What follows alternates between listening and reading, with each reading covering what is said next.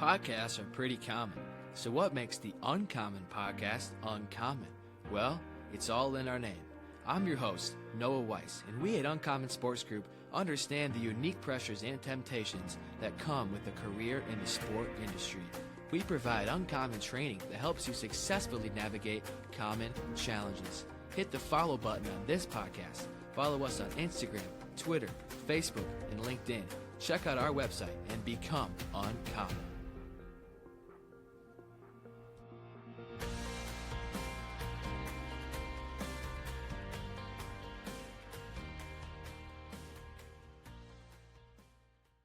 What's up, USG fam? Welcome back to the Uncommon Podcast. I'm your host, Noah Weiss, and I'm very excited to have Tracy Hanson joining me today on the podcast. Tracy is a retired professional golfer, author, and founder of the Tracy Hanson Initiative. Tracy spent 16 years playing golf professionally on the LPGA Tour, as well as playing overseas. And during her golf career, she had 10 top 10 finishes on the LPGA Tour and shot a career low round of 63 in 1996. After her golf career, Tracy launched her organization called the Tracy Hanson Initiative, which seeks to make an impact on the lives of athletes who are dealing with past abuse and trauma. Tracy recently published a book documenting her own struggle with abuse titled Finding My Course, and we'll talk more about that later. Tracy, appreciate you being with me today. It's a wonderful opportunity to first meet you, to learn a little bit about Uncommon Sports Group, and to be a part of this conversation. Absolutely. I love golf, and it's honestly a pleasure to talk to someone that has played it professionally and has shot a 63. I think I've been closer to that on 9 holes than 18. So yeah, it's pretty impressive. You win many. I must say. Absolutely. Well, Tracy, I love to start these conversations. We've done these podcasts for almost 5 years now, and I love to start just by having guests share their journey to faith in Christ. So how did you first hear the gospel, and how did you come to believe in Christ by faith?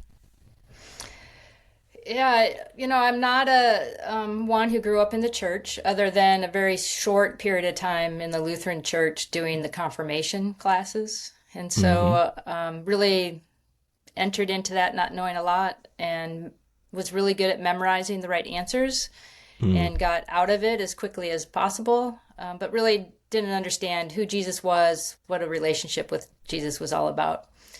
But it was a little seed along the way. And then I had a couple other friends that kind of dropped some other seeds. And then my dad had given me a book about I played basketball in high school as well. And so equating Jesus like a head coach. And so that kind of resonated with me. And then I had a part of my story that we're going to talk about as we move along will be where the abuse showed up, and that my abuser also talked to me about God. And so my journey into faith was very convoluted. Yeah. But at the same time, I was on my way to college. I knew enough that I needed some help, and I prayed the prayer in my car, really not understanding what I was doing. So when you say, how did I come to believe in Jesus? I think I believed in Jesus, but I didn't really know what faith was at that point. And it would be a long time, over many years of really discovering what that really meant. I wanted to ask a question on that as well, because I think that's a challenging period of life to step into walking with Jesus. It's such a transitional phase of life, going to college. I think you grew up in Idaho and you went to San Jose State, so an entirely different environment and place. And then as well, just kind of dealing with some of those struggles and the reality of the abuse situation. At that point in your life, what did it mean to follow Jesus, and what did it not yet mean, if that makes sense? So I was a very introverted person, and really my golf at that point was my lifeline. And so even though I prayed this prayer, when I got to San Jose State, like you said, I went from a town of 1,000 people to the metropolitan area of the Bay area of Northern California. And I didn't know what I needed, where to look. And so I really buried my head into my studies and golf. So my whole freshman year, even though I had prayed this prayer, I did nothing to find out what it meant. Yeah. And then Athletes in Action came and talked to our team. And so I checked the box, I'd like more information the fall semester of my sophomore year. And so I started engaging with Athletes in Action and Campus Crusade for Christ, which was, I definitely believe the trajectory of my faith started. But even in Athletes in Action and Campus Crusade, I learned very quickly that it became another place of performance. So now not only can I perform in the classroom, on the golf course, but now I can perform for Jesus. And if I do all the right things, then I was hoping that my heart would come in sync with it. Yeah. But I just learned to perform and do all the things that they told me to do. I think that probably resonates with so many of our listeners. I know it does for me, being around sports my entire life. A lot of our listeners work in sports, played sports. It's such a nature to be competitive if you're in the world of athletics, whether you work in it or play sport or did both. And so when you get into a relationship with Christ, the gospel, it tells you that you're free to live by faith alone, right? We're not saved by works, we're saved by faith, thinking of Ephesians 2 and many other passages. But there's still like this, we should be involved in a local church. We should have a consistent daily time in the word and in prayer, and we should attend these events, and we should serve these people. And it can just become, to your point, a place where we are trying to put on a show maybe, or just check the boxes, do what needs to be done. And, very similar to when you play a sport, you got to lift in the morning, maybe you have a training, a practice in the afternoon, and then you have a competition over the weekend, and it's like you're trying to really excel in all of those, and we can just carry that into our faith journey as well. So I think that resonates, and I appreciate you sharing and being open on that, because I think a lot of young people do struggle with the balance of, I want to walk by faith and then truly just enjoy freedom and being a follower of Jesus, but there is, to some extent, there's things that we're called to do. How do you balance those two things? I think that's a really tough thing for many young people. So appreciate you sharing on that. Yeah, for sure. Yeah. So a big part of your story, and a lot of our conversation, I'm sure, will kind of build off of this, but you've shared openly about an experience of sexual abuse during your high school years. Can't even fathom what that must have been like and the challenges that followed. But in the ways you're comfortable sharing, how did carrying that trauma shape how you understood God, especially thinking of just early on in your college career, professional career? How did it shape how you understood God and yourself in the role that performance played in your life, especially on the golf course? Mm-hmm. Yeah, big question. I think because I kind of came to this relationship with God in the twistedness of sport and this abusive relationship, that I couldn't even talk to my parents about it. I really felt like I had nobody to talk to. So I really buried it. I tried to bury the pain, my own shame, and where I felt complicit, which that's a whole nother conversation that victims will take on in order to survive the situation. I didn't know that at 17, 18 years old. Yeah. But then when I got involved with Campus Crusade and Athletes in Action, they absolutely were formative in my spiritual journey. Mm-hmm. And there's also this component where I did try to share a little bit about my experience, and it got put into the buckets of like, let's pray, let's ask for forgiveness, let's go to church, let's do Bible study, learn to share your testimony. Mm-hmm. Well, at that point, what is my testimony? My testimony then can't include this very painful, confusing experience that is still kind of lingering and ongoing in my life. Yeah. And so how did that shape my relationship with God is that, okay, God wants me to be in relationship with him, but he doesn't want that part. He, I'm going to keep that away and I'm going to bury it. And when I started to grow and learn to share my testimony, it was more about rah, rah, Jesus. Mm-hmm. And now I'm a Christian athlete. So I got to work on how I behave and my characteristics and how I'm treating other people, and everything's more quantitative, not qualitative, of Yeah. do these things, show up here. And so I think it, although I started this relationship with God, I still kept him distant. Mm-hmm. So like, I want this relationship, but you can't have all of me, because this one part of me is so horrid that Mm. like I don't even trust you with it, Mm. because Yeah. I Wow. haven't been able to trust any human person with it. Yeah. So I think that shaped my relationship with God for the next 20 years. Oh yeah. And that's where the important, like my performance as a Christian college player and then a professional Mm-hmm. athlete was, okay, well, just put the mask on. Right. But Yeah. now that I can look back Mm-hmm. and understand and recognize what was happening, I was really still empty on the Yeah. inside. I wasn't living this vivacious life with God. I I love that you shared that too. I mean, I think one, just for the listeners that maybe have dealt with something similar or just have something in their own story, just hearing that you felt that way, I think could be an encouragement, or be something they can relate to.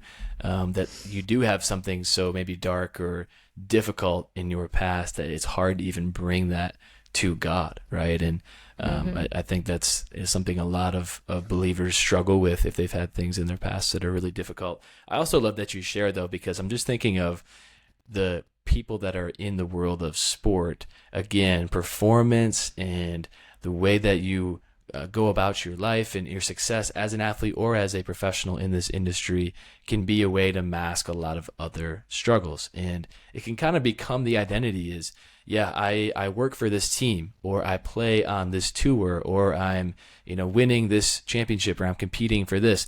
And it just can kind of consume us to a point where we're not really putting our value as humans in the right things. And I think that is really empty. And we'll talk more about that as we go forward in this conversation. It doesn't fix, right, the other things. I'm sure the success as a golfer for you, especially early on, was great and a great thing that you got to experience, but it didn't fix the trial that you went through. It didn't heal those wounds, and it never could as just a Right. sport itself. And I think that's important for Yeah. us to be reminded of. So Yeah. And that, I mean, that's performance identity, right? Like yeah, it is. where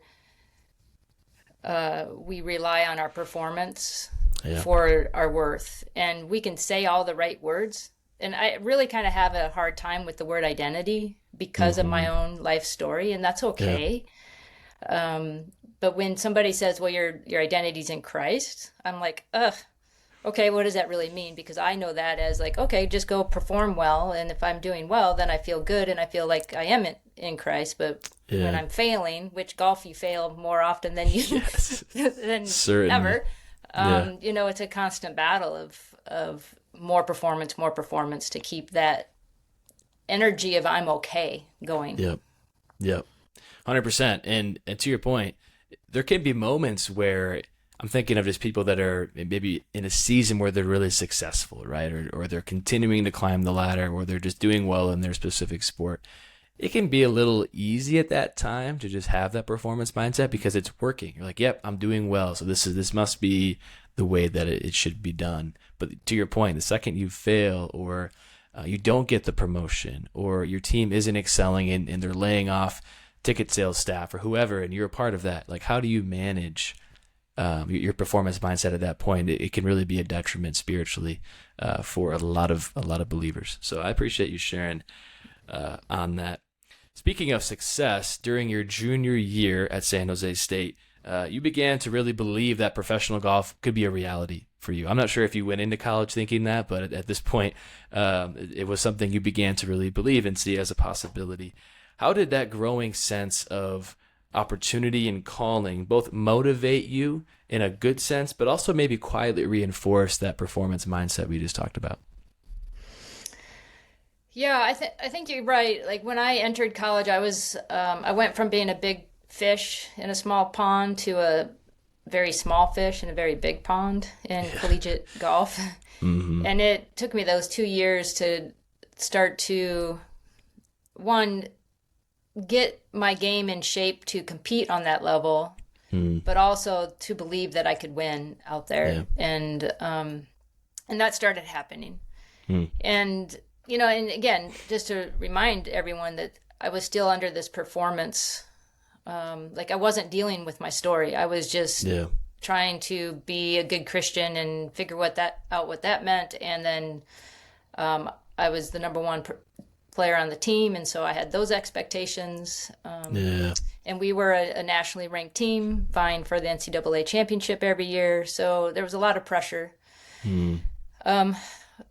So as I started to win some college tournaments, I started to believe that, like, oh, maybe I could take this to the next level. And I would say other people believed in me before I believed in myself. But I had to kind of walk that road. With golf, there's no guarantees. And but yeah, so I think it was when I started winning some tournaments, and actually I was ranked either 1 or 2 nationally in women's golf during those years, that my confidence really grew. I can only imagine what that would feel like. It kind of goes back to the point I shared a minute ago of when you are doing well in your specific sport or in your career, it's easy to kind of adopt this identity mindset or performance mindset of, yep, if I just do well, all is going to be good. All the things I've dealt with in my past or any struggles I have just kind of, they just go away, right? I think of like the Christmas song. I'm trying to think of what it's called, but it's like, all our troubles will like go to the side for the season. I'm forgetting the song, but essentially like during Christmas, all of our troubles are gone. And then, you get past the Christmas time and it's like, they're back. It's kind of the similar thing that happens in sports is we're doing well, we're succeeding, great. But then to your point, the second it doesn't go well, we're kind of in this really tough spot. And that was true for you. I'm thinking of you graduate, you're trying to earn your LPGA card. It took 2 attempts, and in that season you also had a back surgery, so it wasn't this smooth path. I think when I shared your intro, it's like, oh yep, Tracy played 16 years professionally, and a lot of people are like, oh, that must have been an easy road, you just got your card and played for 16 years. And obviously that's not always the case, and for you, that there were some challenges in getting your initial entrance into the professional world of golf. So I'm curious, what did that period of delay, 2 attempts to get your card, and then the physical limitations, which for any athlete can be extremely frustrating for a golfer when it's just you and not a team, and you need your back to swing a club when you're going through back surgery. How did this expose where you were starting to find your security and worth in life? Yeah, it was one of those things. I had surgery right out of college. I played 3 months in pain, and that period was I played because I felt like I needed to and was expected to, and I also wanted to. It was my senior year, my last semester. So fortunately I had done a lot of good rehab going into surgery, still not sure how I would come out of surgery. But thankfully my body responded well, and I got myself ready enough to go to qualifying school like 3 months after having surgery, which is, now I look back and I'm just shake my head. And so part of the reason I didn't get all the way through that first attempt is I just wasn't ready, like physically, mentally, after the delay of having 3 months of rehabbing. But what happened is I ended up going overseas I played in Asia, I played in Europe, and I played a little bit in the States. And I think I played in 13 different countries that year.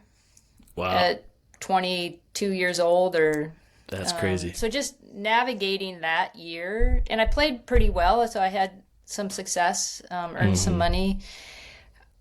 While I wouldn't want to like have to do that every year, it was really a true life experience. So I was already probably more mature than my age at that point, navigating the things I was navigating. But being able to travel the world, do that mostly on my own, play well, play with the best women golfers in the world. It helped increase my confidence as a professional golfer, though then when I went to the second qualifying school, I still had doubts. I mean, it's like 4 days. You get down to the finals, and it's 4 days. It's like these 4 days determine what you get to do next year for the whole calendar year, 12 months, Oh, you know. man. Yeah. And I started off a little shaky.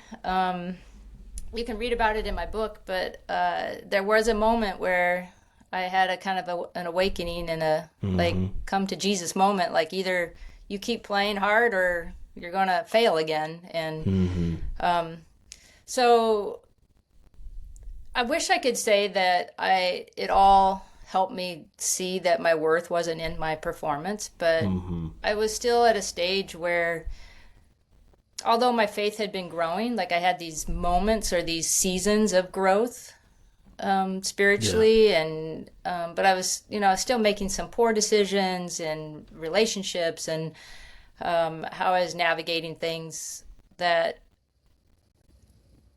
really making the LPGA tour had to be, I should say, the way that I still found my worth and my acceptance and my love.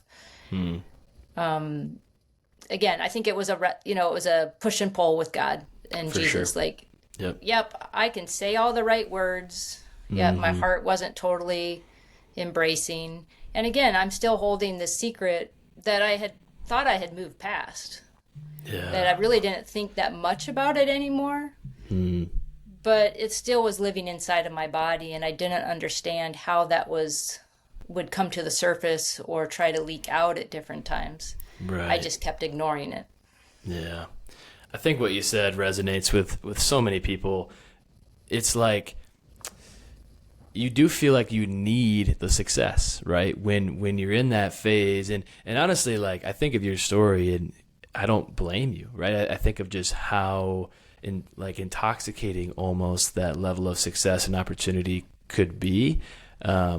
That it's like, I need this. If I don't have this, then really I feel like that's all I have, right? And so I think a lot of people that listen that are just, especially I think of just the young people trying to get started in the career in sports, the challenge is like, I need this to work. Like I've studied this, I've done internships for this. I want to be a part of this. If it doesn't work, then I'm failing. Like I'm not worth anything. And to your point, we can say all the right things. We can know all the scriptures. It's like that part of you can be good, but you're still being, I don't want to say trapped, but almost kind of just caught up in your own success in life. And I don't think that's necessarily wrong to be ambitious and to pursue goals, but it can't be everything because there may be failure, right? And there may be opportunities where things don't go the way that you wanted them to, but it doesn't mean that you're not worth something. So I think that's just, it's good to hear you say that and be honest about that, because I think there's a lot of people that wrestle with that of, I love the Lord and I'm following him. It's not that you're not following him, but you still have so many eggs in the basket of performance and success that it's hard to not see yourself as worthy unless you do well. So appreciate you sharing on that. And you mentioned, and just going back to your story of abuse, just how long that was hidden throughout your career. And you talked about to me, and I read this on your website as well, the Tracy Hanson Initiative website, of just hiding behind the mask of being a Christian professional athlete.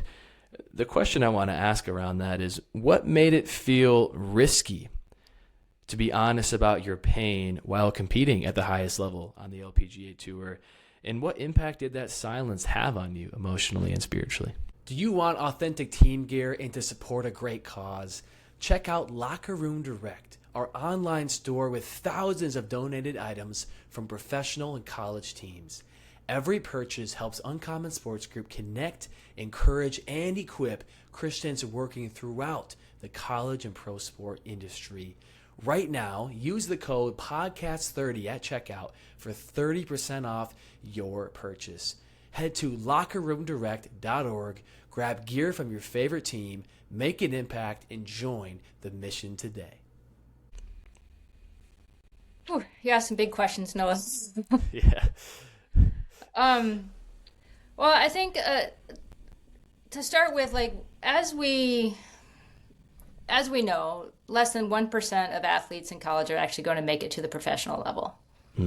So I think we need to name that. So I want For to sure. I want to say I'm very blessed and grateful for my experience as a professional golfer. Yeah. Sometimes I forget that not everybody gets to experience that.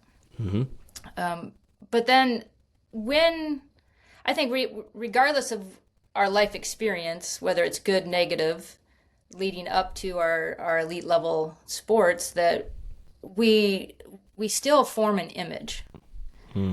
And most often that image is a perceived image based on what we think other people are thinking of us. Yeah. And I think that was a huge part of my professional life. Like there was things with my dad, like he saw me in a certain way and expected certain things from me. My friends, my Christian friends, my whether it's the sports chaplaincy, athletes in action, doing these things as a professional Christian athlete that you do around golf. Sharing your testimony, those kind of things. So there's this image that comes on board. Yep. And when you're in the public like that, and kind of you're thrust out there on this public stage, that it's really hard to not be in that image. Yeah, for sure. I mean, today, Scotty Scheffler is probably one of the best. That he is just him. He's raw. He's natural. He's who he is. He doesn't make excuses. But for me, I think I felt like I always had to live up to this image, these expectations that I felt were put on me, and some were real and some were perceived. Yeah. Also, the longer that I went away from my abuse situation and not talking about it, there's real thread of believing that I was at fault. And so how can I share about something so ugly and so horrid when I believe that I'm at fault? And I'm still trying to hold this Christian professional athlete image. Yeah. So it's a bind. 100%. And I didn't have people, I shouldn't say it that way. I didn't know where to go to get the real help that I needed. And it wasn't really necessarily another Bible study. Right. Yeah. And It's well said. Yeah. So, just the spiritual bypassing that happens of like the old is gone, you're a new creation, forget the past, move forward. I think we take that out of context scripturally. I think so too. And yep. Yeah. And so while God does create this new creation inside of us when he becomes a part of our heart, we are the embodiment of all of our experiences. 100%. And I didn't know how to hang on to all of that. I had to basically segregate within myself in order to be this professional athlete and a Christian and hide this story that I felt like I was at fault and complicit in. Yeah. I'm curious, not to say you would change anything the way things happened. What do you think would have been different if you had been open or if you had shared what you went through earlier on in your professional career? That's a good question too, because I think there's just a couple years ago, even as my counseling healing journey still continues. It's not like I've arrived. Right. This place of understanding where at 17 years old, leaving a small town in Idaho to go to play college golf, the reality is I probably couldn't tell anybody because my world most likely would have imploded. Yeah. Now, I would not have consciously understood that or been able to articulate that, but I think inside me, in my gut, I knew that. And so I was kind of like, I'm getting away, I'm getting out of here. And I do believe and part of why I started the initiative is that not so much so that I would have told my story publicly, but if I could have gotten the help in my college years or my early 20s to just name what was true. Yeah. And to have compassion and empathy walk alongside of me through another human being. Right. That I could have started to feel the feelings, name the shame, Yep. tell the truth of where that shame came from, and, Right. and that it doesn't have to have a hold on me. Mm-hmm. That I could have emotionally and mentally and spiritually become more free. Yep. And then I would have been able to bring more of who I am to the golf course. Mm-hmm. Not only the golf course, but to my relationships, 100%. romantically, friends, family, all of those things. I appreciate you sharing it. And obviously, like, I'm sure you feel the same way, that the things that happen for a reason, and hindsight's always 20/20, but the Lord used it and is still using what has happened in your life for good, which is amazing. But I think it is encouraging to hear. I love that your point too, and I think a good lesson for us is that sometimes just the openness and honesty of our brokenness, or what we've been through, or how we've been hurt, how we've even hurt others, can be liberating. And well, one, I think the reality is we can be reminded that our God has the ability to forgive us. By simply believing in his son, Jesus, we can be forgiven from our own wrongdoing, which really gives us freedom to walk in knowing I'm not condemned by God. Therefore, why would I think that the opinions of others can really make me feel condemned or lesser than, right? So I think that's an encouragement, but also just sometimes naming that reality. And for those of us that are in ministry, or those of us that are ministering to others in our lives, giving people a space to do that. And I like that you mentioned it earlier too, and I resonate with it, that sometimes people don't just need to do a Bible study. Sometimes people don't just need to attend a service. Those things are great, and I always encourage that. Like, that's a part of it, but there's so much more. People are very complex, and each individual is unique and different. I think just approaching people as people is really important. And something we'll talk about later too is with your Tracy Hanson Initiative. When you started that, you never mentioned that this was like a chaplaincy, or you never called yourself a chaplain. I think that's what it was when we talked over the phone. And I think there was good reason for that. Whereas that may sound to some listeners like, whoa, why did you do that? I think there was good reason for that, is you became approachable, and people came to you, and you were able to weave your faith into that. And we'll talk more about that later, but I love what you shared on that as well. So after retiring, 16 years playing professionally, it was in that season of retiring from the game of golf that you finally gave yourself the permission to tell the truth. It's a big part of your story. And you even mentioned to me that following your career, you actually hated the game of golf for a couple of years. I think there was a time where you didn't like the game of golf. What changed when performance was no longer your shield? You're done playing golf. The game can no longer kind of be this protector or identity for you. And how did Jesus meet you in that vulnerable season? So what changed when performance was no longer the shield? And how did Jesus meet you in that season? Yeah. When I left the tour in 2009, I really had no passion for the game anymore. And I was burnt out. I was tired. Yeah. Physically, my body was breaking down. But I'd never equated it to this other place that I needed help emotionally. I just felt like I needed rest, and then I was going to put my clubs away and work behind a computer the rest of my life. Yeah. Yep. So it took that 2 years, about just under 2 years, where I didn't have that performance to keep me kind of up and going. Right. That it was kind of a slow process through working like kind of a real job for a little while, getting and this is where Jesus showed up really in such a beautiful way for me, is that he sent these 3 women into my life that knew nothing about golf, that just started to care about me as a person. Yeah. And I was resistant to it at first, but after the third just the sequence of the three women and how they came into my life. I mean, it's like, okay, okay, God, I'm going to start listening. I'm going to start like looking into this. So it was the combination of not having that mask to hide behind. Like, I'm no longer performing. Like, who am I? Right.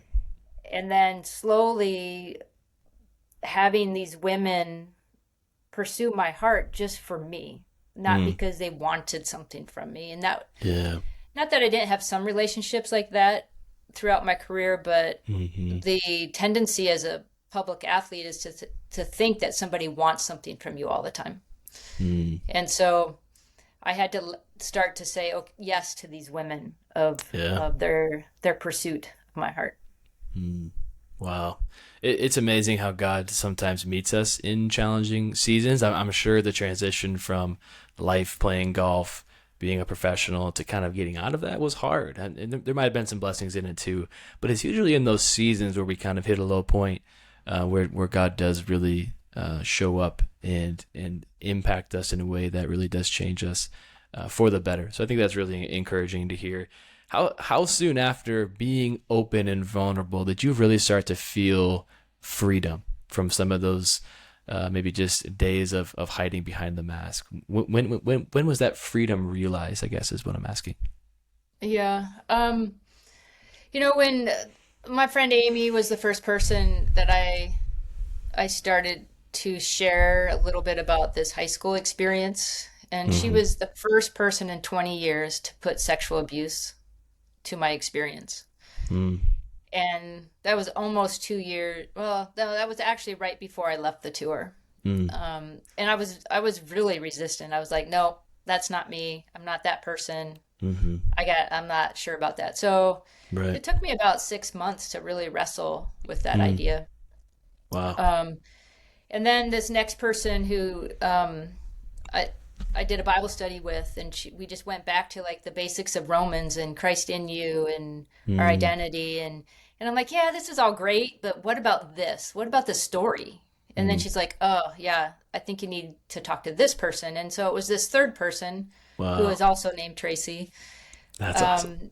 That became my counselor. But when I had, there's a moment in time where about 45 minutes I sat with Tracy and Kay, and I just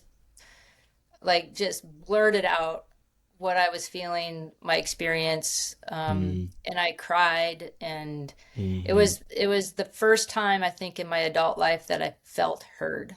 Wow.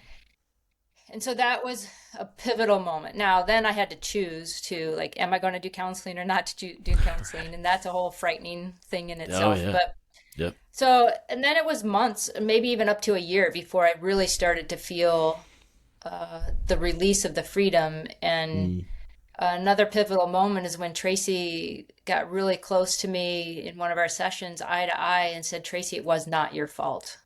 Wow.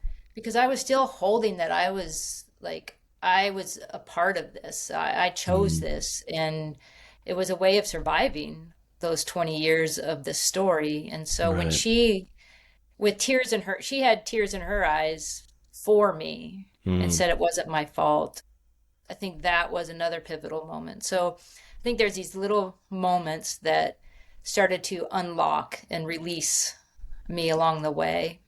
And then it was probably 2 years into counseling where I had to kind of come to a reckoning with, okay, God gave me a talent to play golf.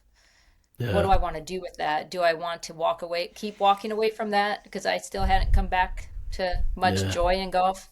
Or do I want to embrace that he's given me this avenue and it's going to look different, and what do I want to do with it?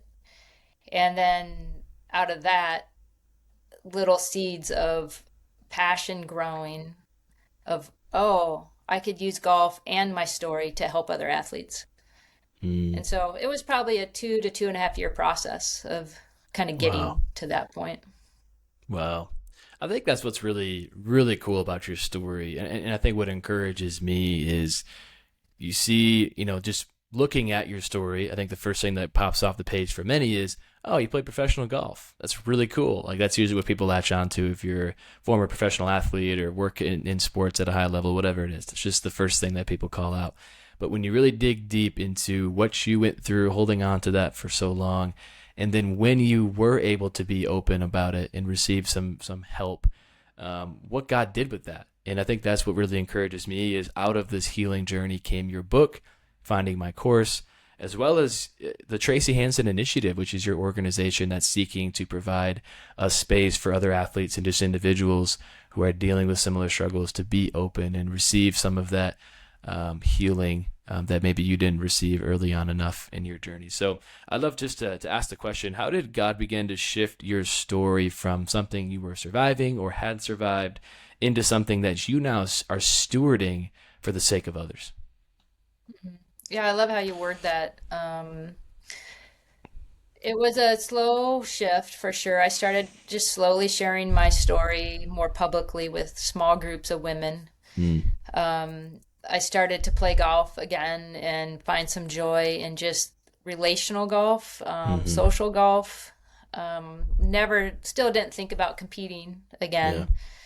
That came about 8 years after I retired. Mm-hmm. So I think some of it's just my natural personality. When I've kind of set my mind to something, I'm going to go after it Yeah. wholeheartedly, like full bore. And through my counseling experience, I then started to shift to get some training. Like, oh, maybe I actually can do some of this type of counseling for other people. And so I got trained as a lay counselor.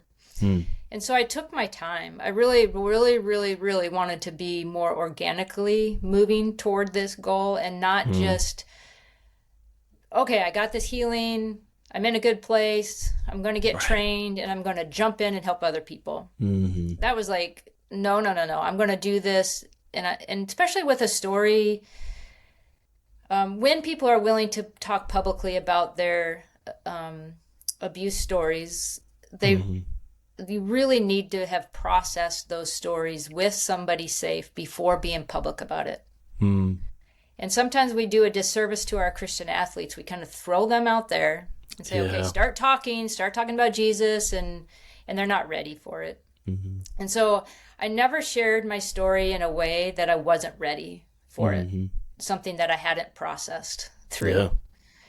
And so that took time, and that was just more of an organic growth.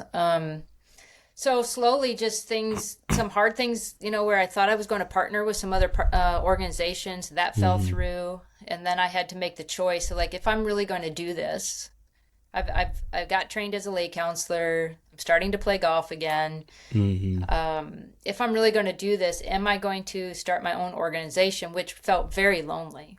Yeah. Which really is in professional golf is very lonely. So it felt bad at that moment because it's like, I just want to partner with somebody. I don't want to do this alone. And I just felt God saying, well, right now, this is where we're at, and this is where I want you. And will you take the next right step and move forward? Yeah. And I did. So I got my 501c established, and I just slowly started into working with some professional golfers because that's my in. Slowly started to share my story in bigger and broader places. Started doing some retreats. My book, I had started writing kind of the idea of the book, but it wasn't really forming as quickly as I thought it would until after COVID. And then it really about 3.5 years took to put it into the form that it is today. So first, the initiative came first. The book kind of came out of that. But again, I just want to reiterate, it was a really slow, organic growth For sure. towards developing this passion to help other athletes in the spaces where I got missed, in that college, early 20s, or professional life, and also sports leaders, like the people that you're working with. So often we think our sports leaders are okay.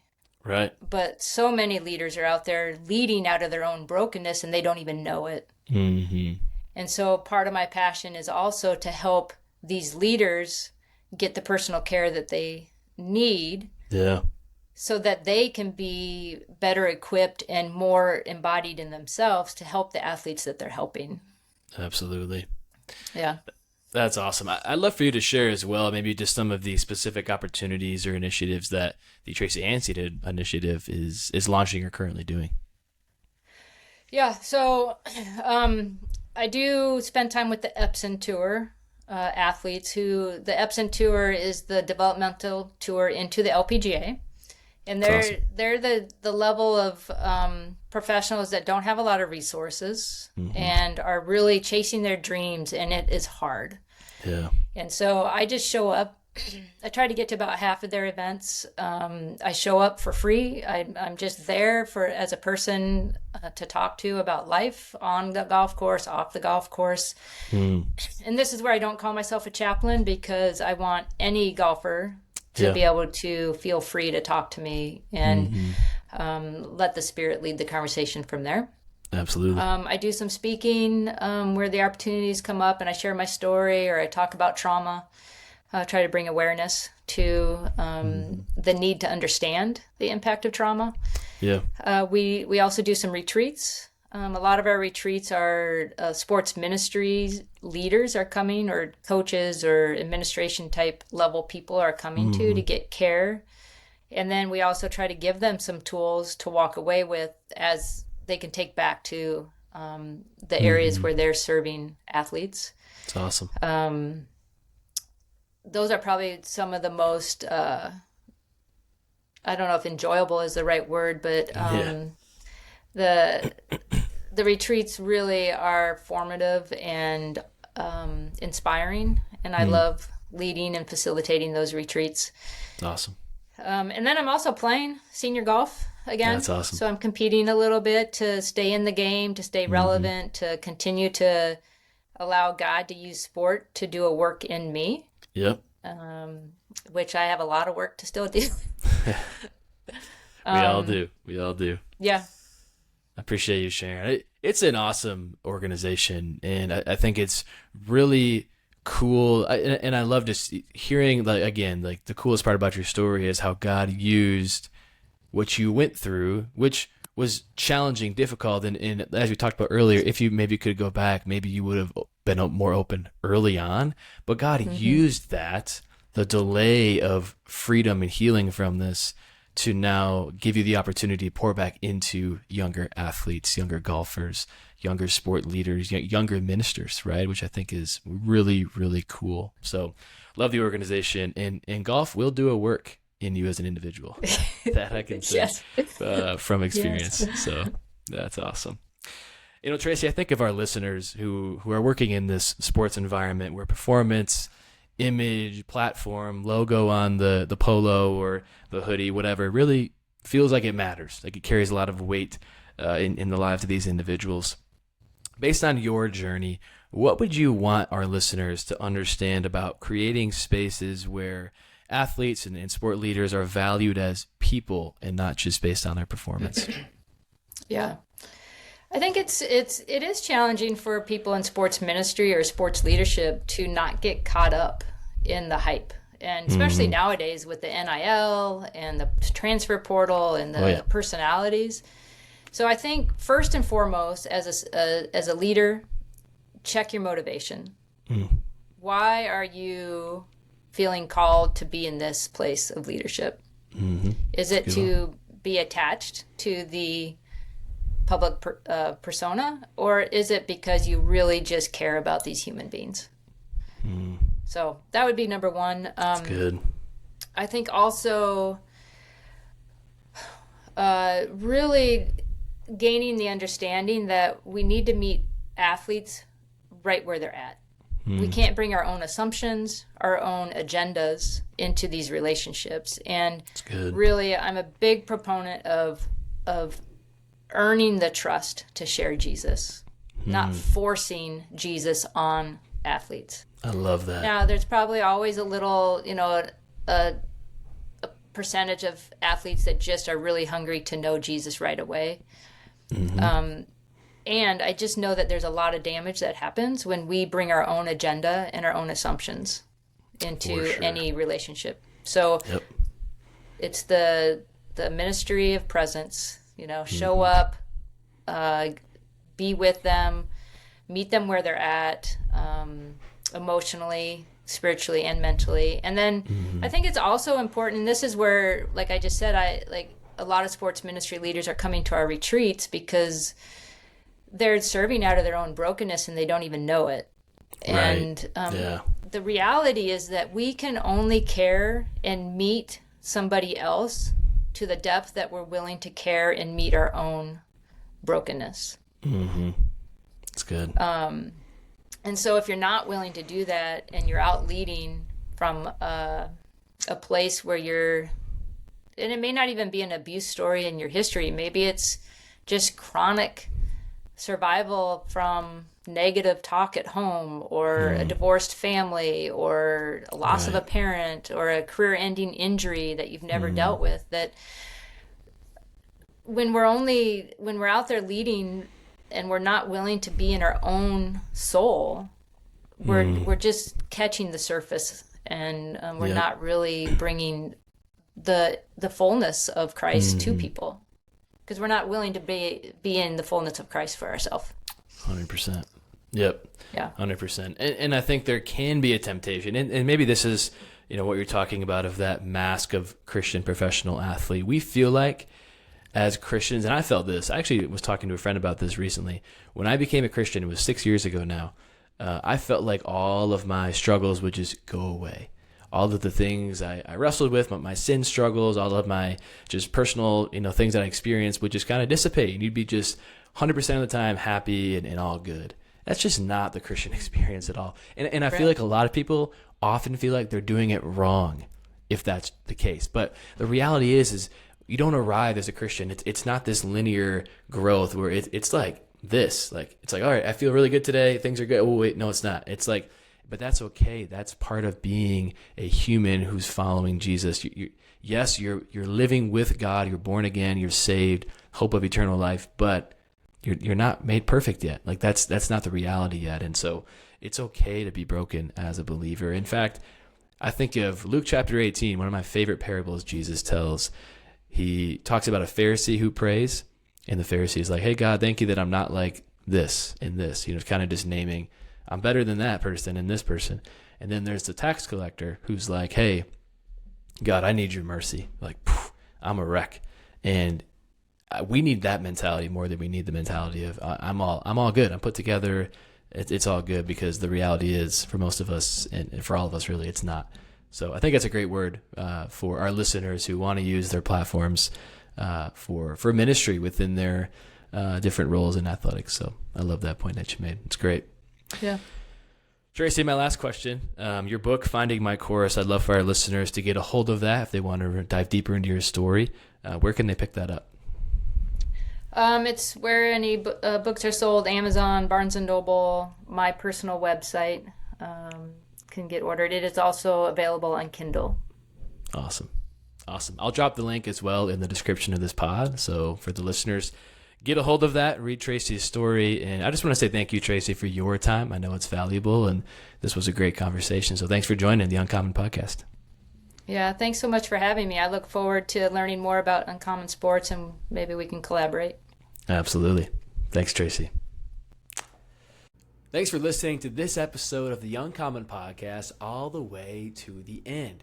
If you liked it, subscribe or follow this podcast so you can stay up to date with all of our newest content and episodes. If you liked it a lot, leave us a comment so we know what you thought about this episode. To learn more about Uncommon Sports Group and our ministry opportunities, visit our website at uncommonsg.org. That's uncommonsg.org.